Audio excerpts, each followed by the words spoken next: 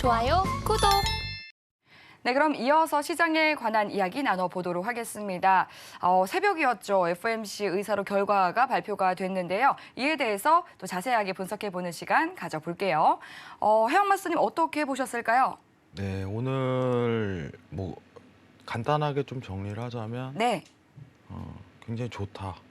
좋다. 한마디로 좋다. 예, 다행이네요. 예, 사실 우리가 지금 좀 집중하고 있는 부분이 사실 앞으로 증시가 좀 저점이냐 이런 부분을 판단하기 위해서는 네, 이제 미국 연준에서 추가적인 어떤 긴축에 대한 부분을 들어가면 안 되는 게 사실상 기정화돼 있잖아요.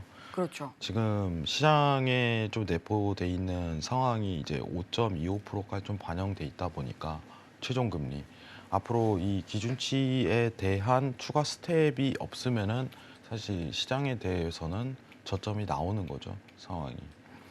근데 금리 인상 이제 조금 어떻게 보면 지금 좋은 시그널을 내보냈습니다, 한마디로.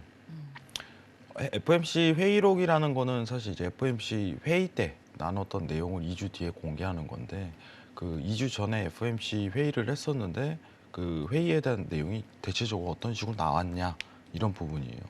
근데 지금 전체적으로 연준 위원들이 대부분 연준 인사들이 이제 인상 속도를 낮추는 것에 동의를 했다. 여기서 제일 하이라이트는 대부분이에요, 대부분. 모두가 거의 동의하고 있다는 것은 사실 이제 최종 금리에 대한 형태를 좀 갖추고 있다라고 가능성을 좀 시사할 수 있는 거겠죠. 근데 지표가 최근에 좀 사실 제가 지난주에 나왔을 때도 좀 굉장히 긍정적으로 계속 나오는 편이에요. 모든 지표가. 고용 지표도 그러고 이제 실업률도 그러고 이제 물가 CPI도 그러고. 지금 일단은 최근 나왔던 이제 지표 중에 우리가 확인할 수 있는 거는 실업수당 청구 건수가 올라가고 있다. 예, 이거 굉장히 긍정적인 신호죠. 사실 긍정적인 신호입니다. 그 연준이 최종 금리를 결정하는 데 있어서는 지난번에도 얘기했지만은 실업률이 올라가고 고용 지표가 낮아져야지 증시가 올라가는 지금 이 환경을 좀 염두에 두라고 계속 얘기를 했어요. 근데 연준도 이거에 대해서 얘기를 했죠. 예, 실업률이 올라가고 있다. 긍정적이다. 예, 실업률이 올라가는데 왜 긍정적인가요? 예, 최종 금리만 나오면 됩니다. 그렇기 때문에 실업률이 이제 올라가고 고용지표가 내려가는 게 오히려 시장에 굉장히 좋은 현상이에요, 지금 상황은. 그래서 결론은 지금 우리가 봐야 될 게 좀 이따 차트 설명하겠지만은 당분간은 상승 흐름을 이어갈 가능성이 굉장히 높아요. 제가 기준치를 좀 세운 게 12월에 이제 CPI죠. CPI 발표 이후에 한 번 더 다운그레이드 내려가는, 물가가 내려가는 상황이 연출만 된다면은 저는 시장 저점 나왔다고 봐요. 이제 최종적으로. 우리가 기억을 해야 될 건 미국이 이 최종 금리가 나오면은 이제 위험 자산인 증시로 수급이 몰리는 상황이 다시 연출이 될 겁니다. 지금 이 회의록 나오고 나서 달러가 좀 떨어졌는데 사실 지난주에 제가 엔화 관련해서 매도 부분을 얘기를 했었어요. 근데 오늘 좀 다시 정정을 할 거예요. 예, 매도 부분에 대한 부분을 위치값을 좀 이따 정정할 거니까 이 부분은 좀 참고하시고, 여러분들이 지금 시장에서 좀 유리하게 볼 수 있는 어떻게 보면 측면은 제가 계속 얘기 드리지만 TQQQ, ETF 관련해서는 좀 집중적으로 보시는 게 제일 좋을 것 같아요. 회의 리뷰 좀 간단하게 좀 정리를 하겠습니다. 예. 지금 잠시만 화면 좀 내리도록 할게요. 네. 그러니까 이제 FOMC 회의록에서 좀 연준 위원들의 발언에 많은 분들이 주목을 한 것 같더라고요. 연준 위원들이 대부분 이제 금리 인상 속도를 천천히 늦추는 게 좋다라고 얘기를 했다면은 네. 굉장히 이거는 긍정적인 시그널이었습니다, 사실. 네. 어제 표현된 자체는. 예. 근데 중요한 거는 네. 앞으로 우리가 확인해야 될 지표에 대한 형태 자체가 예. 여기 보시면 테일러 룰에 의해서 이제 좌측 하단 쪽으로 내려가는 현상 자체가 지속이 돼야 된다는 점이에요. 이러면 증시 계속 올라요. 오. 예, 그러면은 실업률 자체가 올라가고 예, 물가 자체는 내려가야겠죠. 그죠? 굉장히 간단하죠. 다시 한번 볼게요. 여러분들 오늘 확실하게 이해하셔야 돼요. 물가가 내려가고 실업률이 올라가야 됩니다. 그러면은 시장이 계속 올라요. 시장이 계속 오릅니다. 해왕님, 금리는 5.25%까지 오르는데 왜 시장이 벌써 오르나요? 앞으로 계속 미국은 여기서 금리를 더 이상 안 올리나요? 이게 아니라 5.25%까지는 시장에 다 반영됐다는 겁니다. 지금 오늘 나스닥 지수 오늘 휴장인데 12,000레벨링까지 거의 도달했죠. 다시. 네. 예. 이게 다 이제 어떻게 보면 5.25%까지 반영됐다라고 생각하시는 게 제일 편해요. 여러분들에게 있어서. 그러면은 12월까지만 확인합시다. 여러분들. 12월까지만. 12월 CPI만 확인하고 만약에 또 다운그레이드 됐다. 그러면 저는 저점을 외칠 겁니다. 저점을. 근데 TQQQ를 대응할 수 있는 어떤 가능성 자체 계속적으로 시사되고 있어요. 좀 이따 TQQ 차트도 보도록 할게요. 아시겠죠? 증시 상승 조건 이 세 가지 앞으로 계속 기억하세요. 아시겠죠? 이게 어떻게 보면 금융 위기가 내년에 저는 올 가능성, 내년 이제 4분기에 좀 보고 있어요. 사실 시기상으로 따지면 내년 4분기 보고 있는데 4분기 전까지는 시장 상승에 대한 어떤 좋은 조건이 해당이 되고 있다. 이렇게 좀 평가하시는 게 좋을 것 같습니다. 이상입니다. 네, 그래도 4분기까지는 굉장히 또 긍정적으로 볼 수 있겠다 말씀을 해주셨습니다. FOMC 회의록 발표를 확인한 뒤에 10년물 국채금리 3.6%대까지 내려섰고요. 또 이 달러 인덱스 역시도 105선까지 레벨을 낮춘 상황입니다. 달러의 고점은 이제는 나온 것일까요? 더 자세하게 이 달러에 대한 또 통화 대비 전략도 알아보도록 하겠습니다. 마스터님은 어떤 의견이실까요? 지금 우리가 시장이 긴축이라는 한 식은 시장 매크로 환경에서 똘똘 뭉쳐 있잖아요. 네.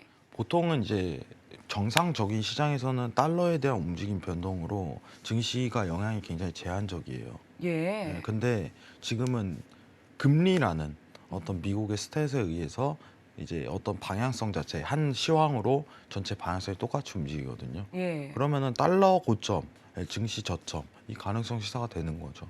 어, 근데 중요한 거는 계속적인 어떤 확인이죠. 그렇죠. 아까 봤듯이 12월 물가만 확인되면 저는 끝났다고 봐요. 아, 끝났다고. 네. 지금 근데 조금 시장 분위기가 차트적으로 보게 된다면은 네. 지금 여기 보시면은 이 초록색 선이 기준선이거든요. 기준선. 이제 기준선 저항을 맞았어요. 지금 보시면은 원래 일목균형표에서 기준선 저항을 맞았다는 거는 이제 추세 가능성이 우하방으로 계속적으로 열린다 이 가능성이 시사되는 거거든요. 오히려. 그렇기 때문에 달러에 대한 고점 가능성이 높죠. 그래서 만약에 여러분들이 좀 수익을 나는 좀 크게 원웨이로 좀 내고 싶어 이러신 분들이 있을 거라고 봐요. 그러면요, 달러 110달러는 한 번 올 거라고 저는 생각이 듭니다. 110달러. 110달러에 대한 위치값에서 오히려 하방으로 내려가는 이 위치값을 한번 노려보는 게 제일 좋을 것 같아요. 여러분들이. 여기 보이시죠? 이 구간. 이 구간이 하이라이트예요. 굉장히 좋은 자리입니다. 이거는 좀 어떻게 보면은 잘 안 오는 자리에 해당이 될 거예요. 근데 지금 추세적으로 연결 가능성이 일단은 달러가 있는데 우리는 CPI 12월을 한 번 더 확인하고 가자 이 주의가 저는 강해요. 이것만 좀 체크하고 갑시다, 여러분들. 엔화 관련해서는 지금 원래는 일목균형표의 저항력만 체크를 하고 매도 부분을 좀 접근하자 이 주의가 있었는데 여기 보시면은 여기 상단에 있는 저항력 자체가 밀렸죠, 여러분들. 네, 여기 밀렸죠. 여기 보시면은 밀렸다는 건 뭐냐면은 지금 상단으로 조정력을 한 번은 달러에 대한 약세 때문에 뿜을 가능성이 굉장히 높다 이렇게 시사를 하는 거고 지금 위치값에서 어떻게 보면은 가장 이상적인 어떻게 보면 유로 이제 엔화에 대한 추가적인 매도는 어디서 보는 게 좋나요? 라고 평가를 했을 때 재평가를 해야죠. 여기선 손절을 다 내보내고 이 상단 위치값 7,500에서 7,600 오는 자리에서 재매도 구간을 들어가야 됩니다. 기다렸다가 이렇게 보는 게 제일 낫습니다. 여러분들 아시겠죠? 그렇다고 해갖고 지금 달러 인덱스가 저는 완전히 하방 국면으로 추세가 계속적으로 나올 거란 판단은 안 해요. 여러분들. 달러 차트 다시 한번 볼게요. 자, 달러 차트 잠시만요. 네. 이제 네. 달러는 다시 상승할 수 있겠다라고 말씀해 주셨는데 이 엔화는 좀 어떻게 보실까요? 엔화도 7,500, 600에서 그냥 다시 매도 보는 게 좋을 것 같아요. 예. 달러 보고 평가를 해야 되는 게 나을 것 같은데 네. 이게 수직 하강성으로 좀 일어나긴 좀 힘들어요. 현재 상황이. 그렇기 때문에 오히려 요 상반된 요 박스 랠리에 대한 부분으로 매도 평가라는 게 좋다고 생각하기 때문에 110달러 내외라고 평가를 하거든요. 110달러 내외에서 차라리 지금 상황에서는 유로 매수를 보는 게 오히려 굉장히 큰 수익권으로 들어갈 가능성이 제일 높아요. 해외 선물 하시는 분들에게 있어서는. 그죠? 지금 같은 평가를 하도록 할게요. 일단 여러분들한테 얘기 드리는 건 달러 고점, 증시 저점 이거는 일관성 자체가 유지될 거예요. 아시겠죠? 근데 CPI 12월까지만 확인하고 그 테스팅이 완료되면은 이게 거의 지금 달러 인덱스 선물 지수 114.745 기록하고 있는데 여기가 고점 나왔다고 그때 판단하시면 될 것 같습니다. 달러 고점 가능성 계속 열립니다. 지금 현재로서는. 지금 연준도 어쨌든 전일 한 번 더 확인했잖아요. 여러분들. 달러 고점 이 부분만 생각하시면 좋을 것 같습니다. 이상입니다. 네, 달러 고점 잘 확인하시고요. 또 12월 13일에 발표가 되는 미국의 11월 소비자 물가지수도 잘 체크를 해서 이 증시의 저점 매수 타이밍을 노려보시면 좋을 것 같습니다.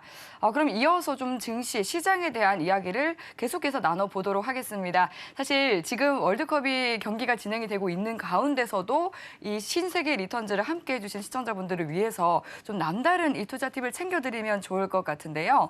유튜브로도 계속해서 월드컵보다는 신세계죠. 이런 말씀도 보내주시다 보니까 저희가 또 힘이 납니다. 그만큼 해영 마스터님 남다른 또 투자 팁 잘 챙겨주시면 좋을 것 같은데 앞으로의 시장 방향성 어떻게 내다보실까요? 시장 긍정적으로 평가를 하고 있고 예. 개인적으로 조금 팁을 드리자면은 네. TQQQ 주식 하시는 분들은 사실 국내 주식은 저는 이번 주에 이제 성견님께서 국내 예. 증시에 대해서 언급한 걸 들었어요. 네. 좋지 않게 조금 평가를 한다 이런 식으로 봤는데 저도 거기에 한 표 동의해요, 사실. 국내 시장에 대해서는요? 국내 시장에 대해서는 그렇게 생각을 해요. 네. 제가 지금 보고 있는 게 사실 이제 국내 코스피 지수는 2,520에 대한 부분이 고점 평가가 내려지거든요. 네. 사실 다음 주 한 주 동안은 조금 긍정적으로 상승을 다시 할 가능성이 좀 높다고 생각을 해요. 예. 사실 증시 최근에 잘 올랐었잖아요. 그렇죠. 근데 상승이 제한적이다라는 평가는 저는 아직도 살려 있어요. 달러가 하락을 하더라도요. 네, 예. 하락하더라도. 그러면 달러 다시 오르면은 어떻게 보면 증시가 하락한다 이 관점보다는 어떻게 보면 국내 환경이 최근 2차 전지에 대한 수급이 많이 몰렸고 네. 이슈가 굉장히 많았어요. 사실 그랬죠. 미증시 올라가는 것보다 오히려 많은 상승률을 기록했었는데 네. 대외 경제적으로 어떻게 보면 해외 쪽에서 이제 국내 투자 유치에 대한 어떤 가능성 시사라든가 그런 게 굉장히 활발했거든요. 지난주에. 이제 이번 달이죠. 이번 달에. 근데 여러분들한테 좀 추천드리고 싶은 거는 사실 이제 코스피에 대한 부분은 인버스를 하거나 오히려 이제 주식을 사는 불안정성인 요소 자체가 많다 보니까 오히려 ETF 관련해 갖고 TQQQ를 좀 대응을 하시는 게 저는 아직도 괜찮다고 생각을 해요. 최근에 있었던 이제 차트에 대한 부분으로 보게 된다면은 사실 우리 CPI 이후에 어떻게 보면 급등 자체가 펼쳐졌는데 지금 20달러에 대한 손절 범위를 두고 대응할 수 있는 구간에 대한 모멘텀은 좀 나온다고 봅니다. 이 정도는 평가값이 어느 정도 좀 내려지냐면 좀 중장기 모멘텀으로 몇 개월 끌고 갔을 때 50% 이상에 대한 어떤 수익권까지도 좀 창출할 수 있는 위치값이에요. 위치값. 지금 20달러에서 50%로 보게 된다면 35. 30에 대한 상단 돌파가 드러나야 되는데 30달러 돌파 자체는 충분히 드러날 가능성이 저는 높다고 생각을 해요. 오히려 올해 1분기 내년 이 지금 차트에 대한 부분은 만약에 최종 금리가 결정된다면 내년 1분기, 내년 2분기까지도 끌고 갈 수 있을 만한 차트라고 저는 평가를 해요. 내년 1분기, 2분기까지도. 왜냐하면 2, 3개월에 대한 모멘텀 자체가 랠리성으로 좀 좋게 평가가 될 거예요. 이 부분으로. 그래서 지금 단가가 좋아요. 사실 단가가 좋아요. 단가가. 어떻게 보면 손절 범위가 가장 짧으면서도 대응할 수 있는 위치값이라고 저는 평가를 하거든요. 근데 나중에 따라 붙게 되면 수익성 자체도 떨어질 뿐더러 오히려 그 지금 가능성이 시사되는데 오히려 지금 가능성이 시사될 때 오히려 좀 주식으로 따지면 저평가돼 있는 상황이다. 좀 이렇게 좀 생각을 합니다. 그래서 SQQQ는 웬만하면 저는 손 대지 말자는 주의입니다. 지금부터는 SQQQ를 하기에는 스큐라고 좀 표현을 하죠. 이건 굉장히 안 좋아요, 여러분들. CPI 뜨고 나서 급락해 버리잖아요. 스큐를 만약에 60달러에서 건드렸다면은 지금 마이너스 30% 이상에 대한 어떤 손실률을 기록하고 있었을 거예요. 이거 차트가 너무 안 좋게 흘러갑니다. 이건 건들지 않으시길 앞으로도 권유드리도록 할게요. 앞으로도.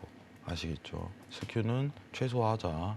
그리고 국내 증시 인버스보다는 차라리 미국 증시에 대한 어떤 상승에 따라서 같이 움직이는 연동성 ETF 상품인 TQQQ의 대응력을 좀 더 키워보자. 이 전략으로 가도록 할게요.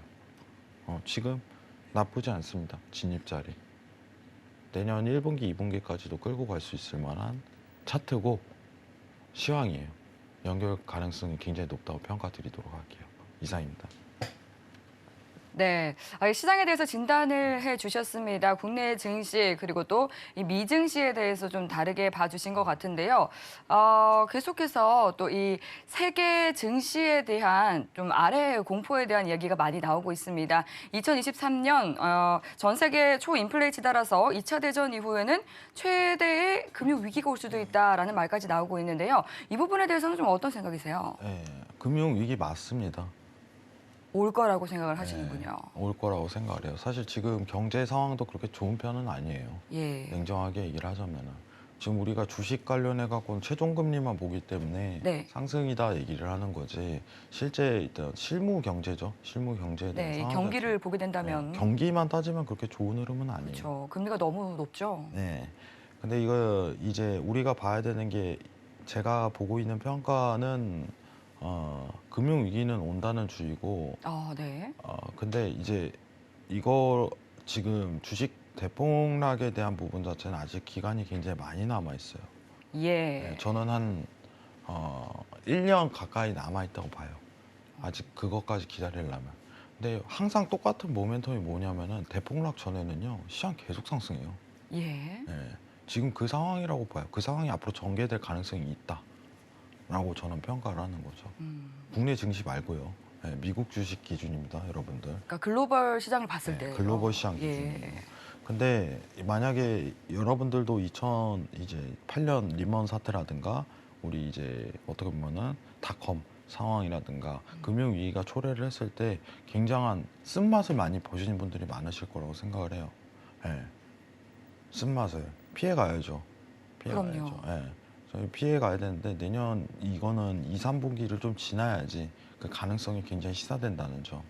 근데 제가 항상 얘기 드리는 거는 경기 침체가 지금 들어가고 있습니다. 실제로 경기 침체는 들어가고 있어요. 경기 침체랑 주가는 여러분들이 생각하시는 것보다 무관해요. 지금 경기 침체가 계속되고 있지만은 시장은 최종 금리만 결정되면 상승을 하거든요. 근데 최근에 어떻게 보면은 경기 침체가 들어가니까 긴축을 시도한 거잖아요. 사실 어떻게 보면 돈을 째어오는 거 자체도 물가가 올라가니까 돈을 째기 시작한 건데 이게 하나의 어떻게 보면 주가랑 경기 침체랑 맞물린 듯 우리는 시각적으로 보여지거든요. 아, 경기 침체 안 좋다. 주가는 내려갑니다. 그죠? 근데 실제로 지금부터는 그런 현상 자체가 안 드러날 가능성이 굉장히 높아요. 마치 지금 시장에 대한 부분은 계속적으로 하락이 들어갈 건데 주식은 오르니까 경기가 살아났나? 라고 판단 미스를 내리지는 마시길 바래요. 아시겠죠? 그 부분은 좀 믿습니다. 그러면은 내년에 지금 상황이 어떻게 보면은 이제 아직까지는 지금 이제 채권 스프레드에 대한 부분 아래 공포를 간단하게나 볼 수 있는 채권 스프레드가 시간이 남았다는 징조를 조금씩 보이긴 하거든요. 예. 실제로 이 회색 바가 이제 경기 침체에 대한 부분이죠. 예. 그러면은 아직 이 모멘텀에 대한 시간 자체는 굉장히 여유가 있다. 지난번에 얘기했던 10년물, 2년물 채권 스프레드가 0.5를 돌파하면 여러분들 아무 거두절미하지 마시고 그냥 다 현금하세요.